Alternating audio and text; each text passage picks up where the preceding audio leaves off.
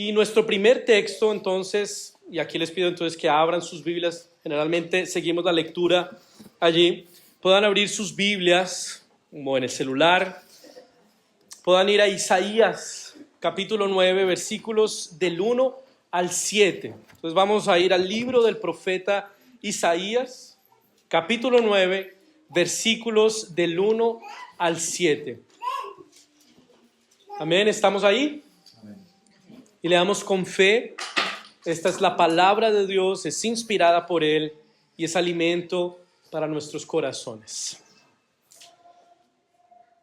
Pero no siempre habrá oscuridad para la que ahora está angustiada. En los primeros tiempos las regiones de Zabulón y Neftalí fueron afligidas, pero en los últimos tiempos se llenará de gloria el camino del mar, al otro lado del Jordán, en Galilea de los gentiles. El pueblo que andaba en tinieblas vio una gran luz. Sí, la luz resplandeció para los que vivían en un país de sombras de muerte. Tú aumentaste el regocijo y acrecentaste la alegría. En tu presencia se alegrarán como se alegran durante la siega, como se regocijan cuando se reparten el botín. Tú quebraste el yugo y la vara que pesaban sobre sus hombros y el cetro que los oprimía, como en el día de Madián. Quemado será todo calzado que lleva al guerrero en el fragor de la batalla. Pasto del fuego será todo manto revolcado en sangre, porque un niño nos ha nacido, un hijo nos ha sido concedido. Sobre sus hombros llevará el principado y su nombre será Consejero admirable, Dios fuerte, Padre eterno y Príncipe de paz. La extensión de su imperio y la paz en él no tendrá límite. Reinará sobre el trono de David y sobre su reino, y lo afirmará y confirmará en la justicia y el derecho, desde ahora y para siempre. Esto lo hará el celo del Señor de los ejércitos. Les invito a que oremos una vez más. Padre Santo, muchísimas gracias, Dios, por la oportunidad que nos das en este domingo de comenzar una serie de mensajes alrededor, Señor, del significado de la Navidad. Preparando nuestros corazones, Señor, para reflexionar y adorar al Redentor que vino y que volverá, y que en la historia ejecutó tan grande salvación para tener una vida contigo. Rogamos que el efecto, Señor, de tu palabra siendo explicada y predicada, Señor, pueda ser adoración, contemplación y confianza, Señor, en tu provisión para nuestra salvación, Señor. Oramos así agradecidos en el nombre de Jesús y para tu gloria. Amén. ¿Quiénes le temen a la oscuridad aquí? ¿Alguno le teme todavía a la oscuridad? Tal vez los niños le temen a la oscuridad, ¿no? Yo era uno de esos niños que le temía a la oscuridad. Salía corriendo del baño a la cama, pensando que venía alguien a atraparme. Y uno va creciendo y bueno, uno va madurando y yo ya no le tengo miedo a la oscuridad, ¿no? Pero la oscuridad supone desconfianza, inseguridad. Por ejemplo, una calle oscura. ¿Por dónde prefieres ir? ¿Una calle iluminada o una calle oscura? Obviamente la calle iluminada, ¿no? Una calle oscura podría esconder peligros que no podemos ver, obstáculos, ladrones, reduce nuestra movilidad. No se sabe por dónde se están dando ni a dónde se está yendo. Pasemos un par de días sin luz en la casa. Ya nos pasó recientemente, ¿no? Hubo un temporal y varias familias quedaron sin luz, inclusive Pablo Díaz allá en Villarrica, toda una semana. Cambió por completo la rutina, nuestra comodidad, nuestra facilidad, cambia por completo. Es afectado algo tan sencillo y tan básico, ¿no? Y cuando finalmente llega la luz, lo celebramos como si fuera el gran evento que sucedió, porque llegó algo que nos cambia la vida por completo, ¿no? O sea, la oscuridad es un verdadero problema, pero no es uno en el que pensemos porque no es un problema de nuestra época. No tener electricidad, no tener iluminación. Bueno, a veces sufrimos esos problemas, ¿no? Yo conozco de cerca, muy de cerca, la historia de una pareja de novios que se iban a casar, ¿no? Habían programado todo para una boda en un día soleado y de repente ese día se llenó de nubes y comenzó a llover. Tuvieron que llevar el matrimonio a un galpón y en el galpón se cortó la energía y fue a oscuras, porque era una zona rural donde estaba todo oscuro, y el fotógrafo pidió, oye, enciendan las linternas de los celulares, y quedó un matrimonio precioso, espectacular, extraordinario, como un cielo estrellado. La luz hizo una tremenda diferencia, ¿no? Les estoy hablando de mi matrimonio, fue así como sucedió. La luz hizo una tremenda diferencia, ¿no? Entonces, no es un problema en el que pensemos, porque no es un problema de nuestra época, pero por ahí nos podría suponer problemas en algunas ocasiones. No hemos sufrido el rigor de vivir en oscuridad, todo lo contrario, vivimos los beneficios de la iluminación. Y entre tantos que tenemos, ¿no?, beneficios de la iluminación, descubrí uno, me puse a leer un poco sobre los cambios que había ocasionado en el mundo la invención de la energía eléctrica, y me encontré con uno que me llamó mucho la atención. Hizo las sociedades menos deprimentes. O sea, produjo alegría, dio tiempos de ocio a las familias. Antes se escondía el sol, todo el mundo a dormir. Salía el sol a trabajar y llegó la luz y comenzó a dar un poco más de alegría, dio facilidades a los hogares, dio seguridad a las ciudades. E incluso hoy se usan terapias de luz para estimular la producción de neurotransmisores para combatir la depresión. O sea, literalmente se puede usar la luz para combatir la tristeza hoy en día, ¿no? Son obvios los beneficios de la luz eléctrica en nuestro mundo. Es muy fácil percibir lo difícil que es vivir en un mundo en oscuridad, ¿verdad? Ahora, en nuestra vida hay una realidad espiritual que también sufre esos dos contrastes, luz y tinieblas. Espiritualmente, ¿has pensado en qué situación estás? Si estás en luz o en tinieblas. ¿Has considerado si en tu vida espiritual está la luz de Dios o las tinieblas de este mundo? ¿Y has considerado qué le pasaría a tu vida si es iluminada por el propio Dios? ¿Y has pensado, será que yo estoy en tinieblas? ¿Y cuál es el resultado o el efecto de estar en tinieblas? O sea, si los cambios fueron radicales en nuestro mundo físico después de la luz eléctrica, en la vida espiritual son críticos, son vitales, son esenciales y determinantes para toda nuestra eternidad. Y lo más asustador y chocante y tal vez desesperanzador para algunos es que la Biblia, palabra de Dios, afirma que la condición humana por naturaleza es de tinieblas. Nacimos en un mundo oscuro, sin luz espiritual. Pero la buena noticia es que Dios proveyó la luz. Y es el mensaje básico de Navidad. La luz llegó. Y es con ese corazón y con esa reflexión que nosotros debiéramos prepararnos para nuestras próximas celebraciones de Navidad. Es una fiesta que está. Jesús no nació el 24, 25 de diciembre. Pero aprovechemos esta instancia para reflexionar en lo que verdaderamente importa. Bueno, el texto que acabamos de leer relata la situación que estaba viviendo el pueblo de Dios, Israel, más específicamente el reino del norte, Israel, que ya se había separado del reino de sur, Judá, y estaba bajo la amenaza de invasión de un imperio que se alzaba en el horizonte, Asiria. Y los primeros versículos son la síntesis de lo que este pueblo de Dios estaba viviendo, tinieblas. Y ahí el capítulo 8 nos da muchos más detalles de la situación que vivían. Fíjense, Isaías 8, 19 a 22. Si alguien les dice, consulten a los encantadores y a los adivinos, a los que hablan con susurros, ustedes respondan, ¿acaso no es a su Dios a quien el pueblo debe consultar? ¿Acaso tiene que consultar a los muertos acerca de los vivos? A la enseñanza y al testimonio. Si sus palabras no corresponden a esto es porque no les ha amanecido, o sea, están en tinieblas.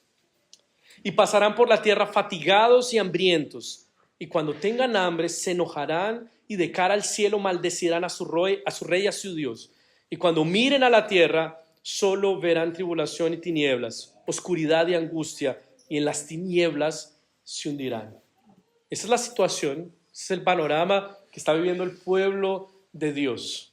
Se habían separado por completo de Dios. El imperio asirio estaba amenazando y las cosas no van a mejorar. Y ellos están en tinieblas. Bueno,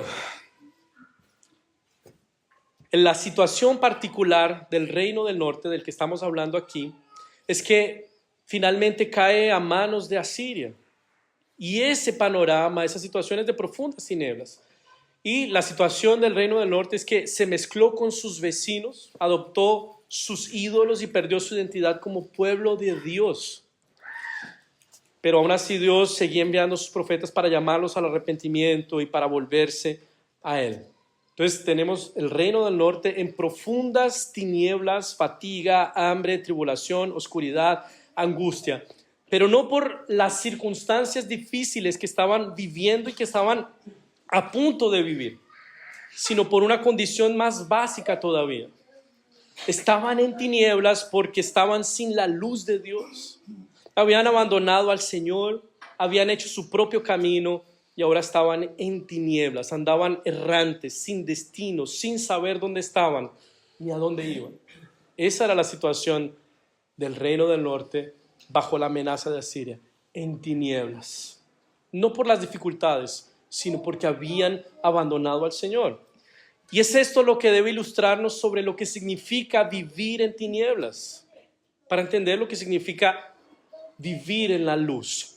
Entonces, fíjense, vivir en tinieblas no puede ser únicamente situaciones o circunstancias difíciles. No puede ser solamente enfermedades, dolores o sufrimientos o que las cosas no me están resultando como yo quisiera que me resultaran. ¿Por qué? Porque todo el mundo experimenta estas cosas. Esto es lo propio de vivir en un mundo afectado por el pecado. Se puede tener salud, prosperidad y vivir en tinieblas. Pero la esperanza también es que se puede vivir con sufrimiento y dolor y estar en la luz. Entonces, luz o tinieblas no es o no hace referencia más bien a las circunstancias. Hace referencia a nuestra relación con Dios. ¿Estás o no estás conectado con Dios, con tu Creador, con tu Hacedor? Y eso es lo que va a determinar si estás en tinieblas y en luz. Para el pueblo de Dios allá de Isaías 8, o sea, reino del norte, significó abandono completo y total del Señor, autonomía de Dios, hacer el propio camino y no saber qué encontrar al final de todo, estar abandonado a su propia suerte, ajenos de Dios. Recordemos los versículos del capítulo 8, 21 y 22. Pasarán por la tierra fatigados y hambrientos, y cuando tengan hambre se enojarán. Y de cara al cielo maldecirán a su rey y a su Dios. Y cuando miren a la tierra, solo verán tribulación y tinieblas, oscuridad y angustia, y en las tinieblas se hundirán. Eso es oscuridad. Entonces, tinieblas no es una mala temporada, alguna dificultad o incertidumbre sobre el futuro. Es la desconexión vital y esencial que todo hombre y toda mujer necesitan con su Creador, porque solo Él es la luz, porque solo Él puede dar el descanso que nuestros corazones están persiguiendo. Si no estás conectado a Dios, a la luz, estás en tinieblas, estás abandonado a tu propia suerte y en las tinieblas te hundirás, estarás perdido y no habrá salida de allí, a menos que algo suceda, ¿verdad? Y ahí entonces el capítulo 9 irrumpe para declarar que las tinieblas pueden terminar, que habrá luz. Fíjense versículos 1 y 2 del capítulo 9. Pero no siempre habrá oscuridad para la que ahora está angustiada. En los primeros tiempos las regiones de Zabulón y Neftalí fueron afligidas, pero en los últimos tiempos se llenará de gloria el camino del mar al otro lado del Jordán, en Galilea de los gentiles. El pueblo que andaba en tinieblas vio una gran luz. Sí, la luz resplandeció para los que vivían en un país de sombras de muerte. Habrá luz. No siempre habrá oscuridad para la que ahora está angustiada. Fíjense, las palabras del profeta no son, por lo tanto, ya que están en tinieblas y la situación está difícil, únanse, sumen esfuerzos, trabajen duro, iluminen el camino. que la ciencia, la educación resplandezcan sobre su camino, que el progreso económico y social abra las sendas a la gloria. No, todo eso tal vez podrá darnos una mejor calidad de vida, pero jamás podrá arrancarnos de las tinieblas. Jamás podrá darnos lo que realmente necesitamos, conexión con nuestro Hacedor. De hecho, una de las marcas del que anda en tinieblas es que confía y se apoya en los recursos de este mundo con la intención de resolver sus problemas. Fíjense, versículo 19 del capítulo 8. Si alguien les dice, consulten a los encantadores y a los adivinos, a los que hablan con susurros, ustedes respondan, ¿acaso no es a su Dios a quien el pueblo debe consultar? O sea, las tinieblas están marcadas por desconsiderar a Dios para vivir la vida, para considerar cualquier otro recurso. El pueblo de Dios estaba considerando hechiceros, magos, médiums, cuando ellos tenían al propio Dios de su lado para consultar. Eso es un retrato tremendo de cómo se vive en tinieblas. Alguien que está convencido que no necesita de Dios, que Él puede hacer su propio camino por sus fuerzas, en su propia prudencia y en su propia sabiduría. Tinieblas. Por más sabio que pienses que eres, por más inteligente que pienses que eres, por más de que tengas dinero en la cuenta, si no estás conectado con el Señor, estás en tinieblas. El cambio en la vida y situación de estas personas no resultará entonces de un esfuerzo colectivo y organizado de su parte. No va a resultar de los recursos de este mundo. ¿Qué es lo que ellos necesitan? Una intervención externa, algo que venga de afuera, una luz que resplandezca sobre ellos, acabando con las tinieblas. Entonces fíjense que la luz que necesitamos por nuestra condición de estar en tinieblas no es algo que nosotros hacemos. No es algo que nosotros producimos, es algo que Dios hace por nosotros. Y este es el sentido más básico de la Navidad, que necesitamos intervención externa. Y que esa intervención vino en la persona de Jesús. Y todavía más escandaloso, vino en la forma de un bebé para disipar las tinieblas. ¿Quién es el agente de la salvación entonces? Es ese bebé. Fíjense versículos 6 y 7 del capítulo 9. Porque un niño nos ha nacido, un hijo nos ha sido concedido. Sobre sus hombros llevará el principado y su nombre será Consejero admirable, Dios fuerte, Padre eterno y Príncipe de paz. La extensión de su imperio y la paz en él no tendrán límite.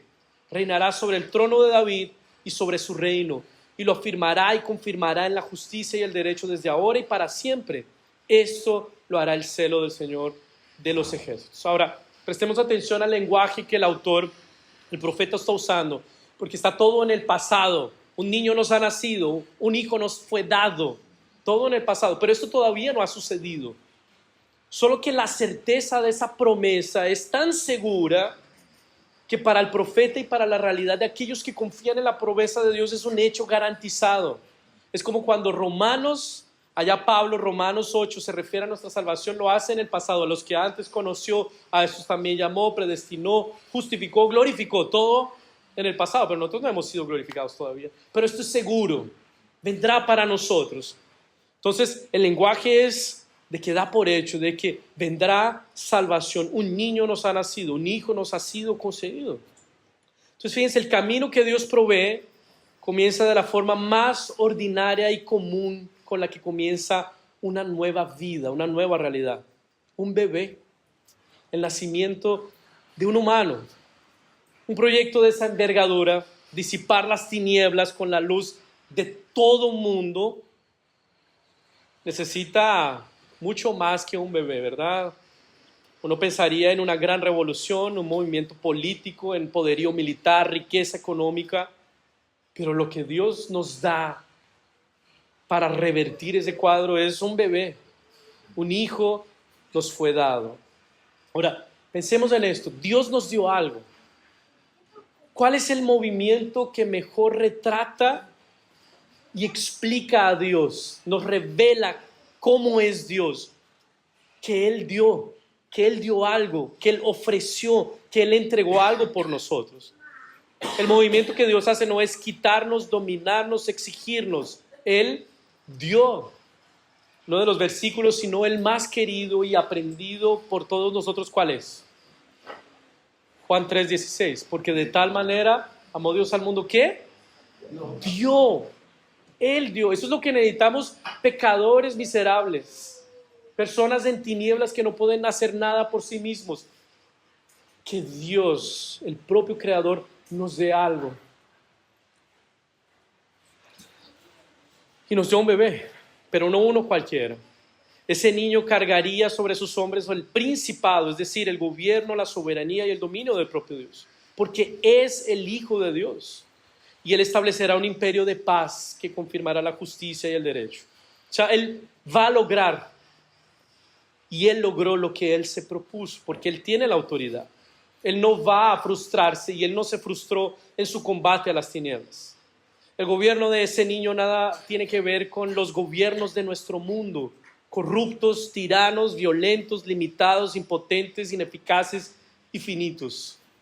Él tiene autoridad divina del Creador para extender la paz, para acabar con las tinieblas, para iluminar nuestro mundo. Y tiene que ser así, tiene que ser el propio Dios quien revierta ese cuadro, quien conecte con los suyos. No podemos ser nosotros, tiene que ser el propio Dios.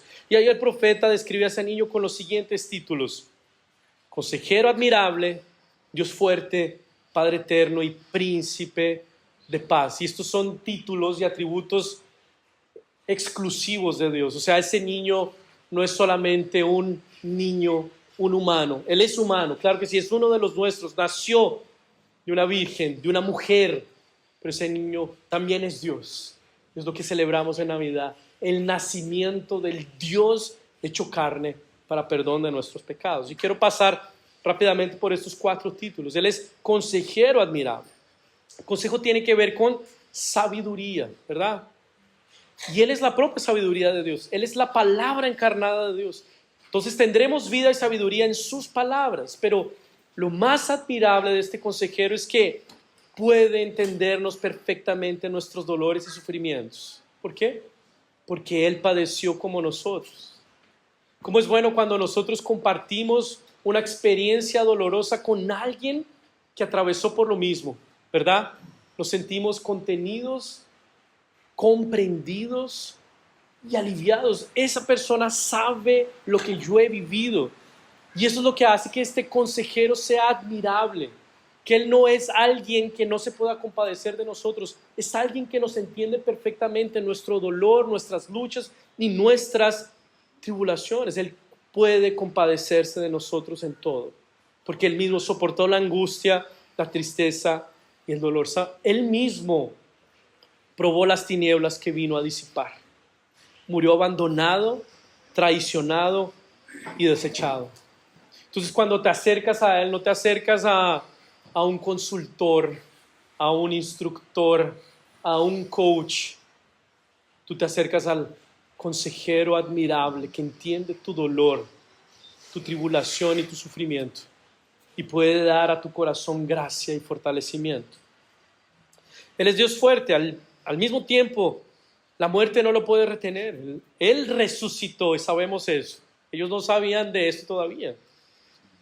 Y se levantó de los muertos para confirmar y certificar que las tinieblas habían sido vencidas en su muerte, que la luz había vencido. Él es Dios fuerte. Ese niño es el propio Dios encarnado. Él es Padre eterno. El Hijo que nos fue dado es Padre eterno, porque Él cuidó y cuidará de los suyos hasta el fin. No los abandonará. Entonces fíjense, si las tinieblas están marcadas por la orfandad, la luz está marcada por el pertenecimiento amoroso seguro al Padre Celestial por la eternidad. En la luz no estamos solos. En la luz no estamos perdidos. En la luz no estamos indefensos. En la luz no estamos abandonados a nuestra propia suerte.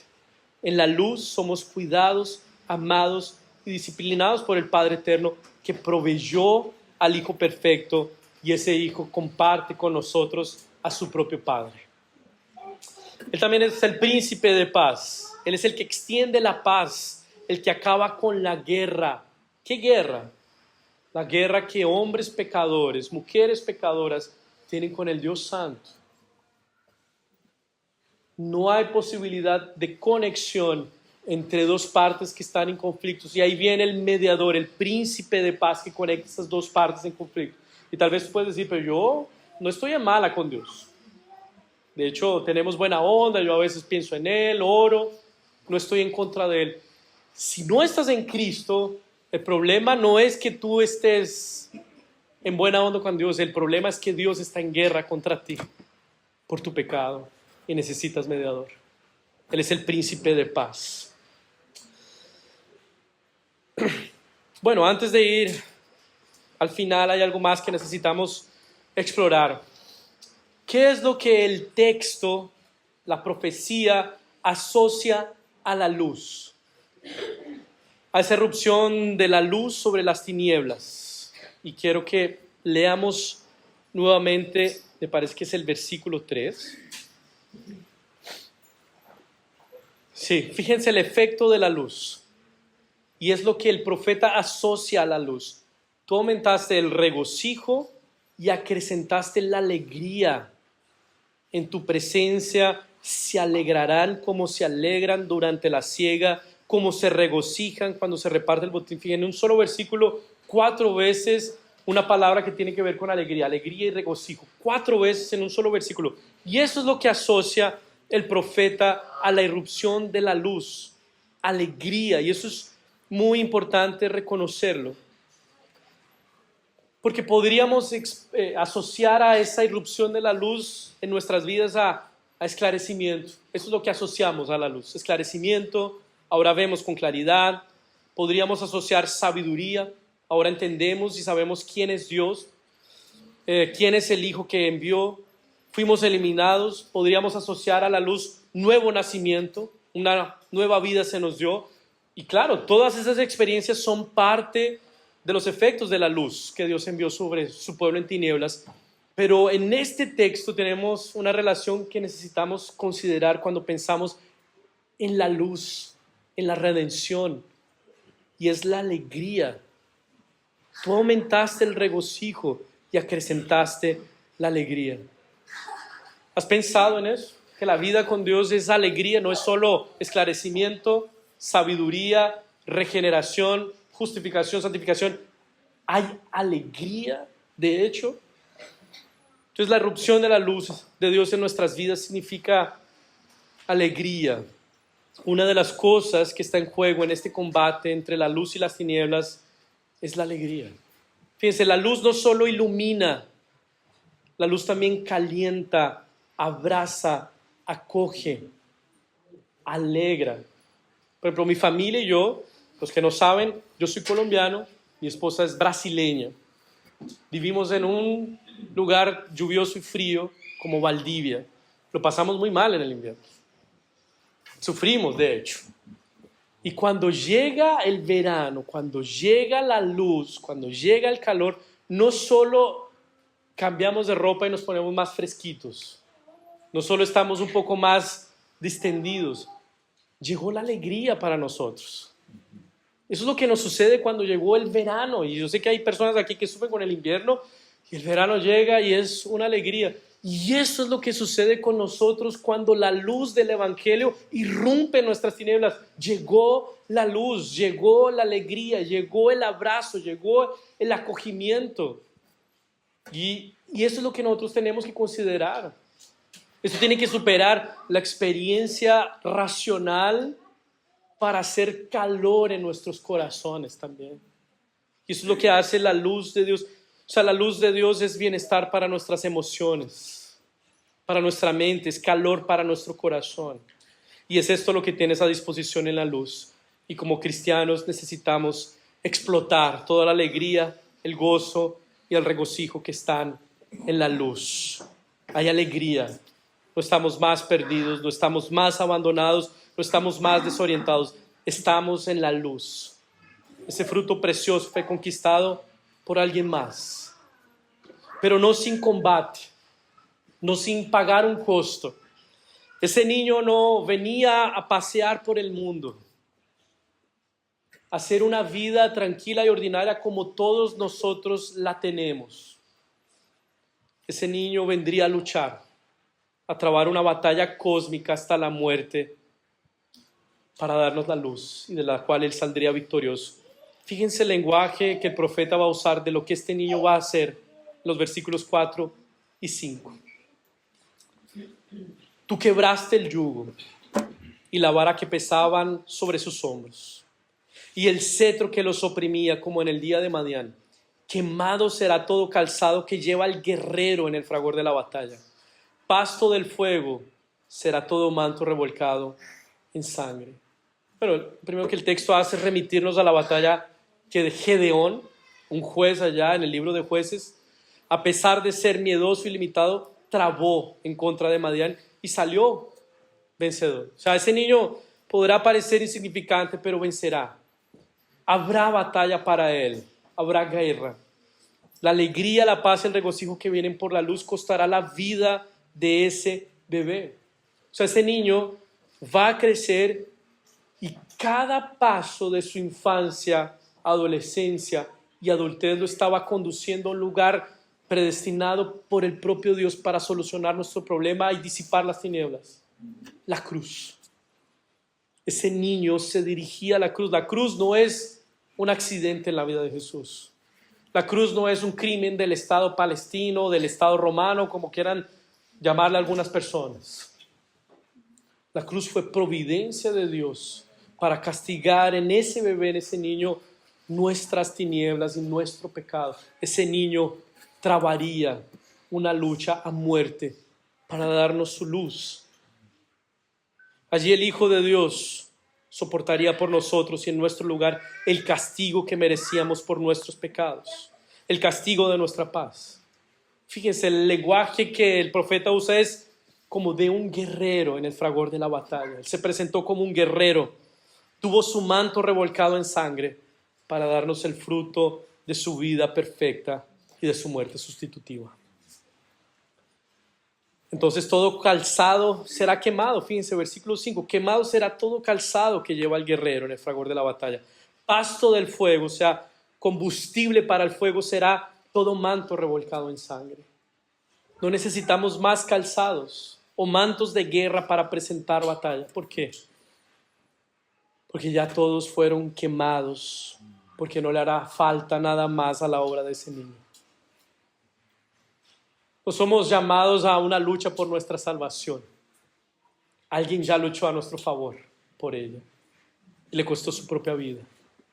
Él resucitó, se levantó de los muertos y nos dio su triunfo, nos legó su victoria.